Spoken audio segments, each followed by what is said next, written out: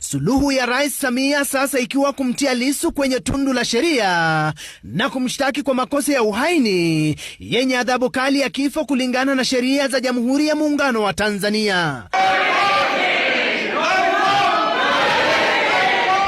Lissu, baada ya kukamatwa mwezi uliopita, alifikishwa mahakamani Kisitu leo akiwa chini ya ulinzi mkali. Akiwa ndani ya mahakama, Tundu Lissu alionekana mwenye ujasiri na mara kwa mara akionyesha ishara ya kupinga uchaguzi ujao wa Tanzania, akidai kuwa haijaweka mikakati kabambe ya mabadiliko ya utaratibu wa uchaguzi. Lissu alikamatwa mwezi uliopita baada ya kupinga matayarisho ya uchaguzi ambao umeratibiwa kufanyika Novemba mwaka huu.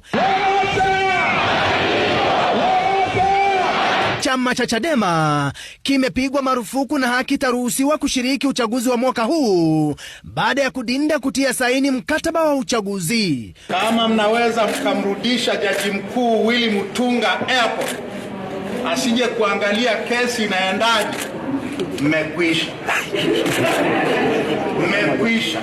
Tundu Lissu mwaka wa 2020 aliponea risasi kadhaa aliyopigwa karibu na nyumbani kwake Dodoma, shambulizi lililoonekana kuwa la kisiasa.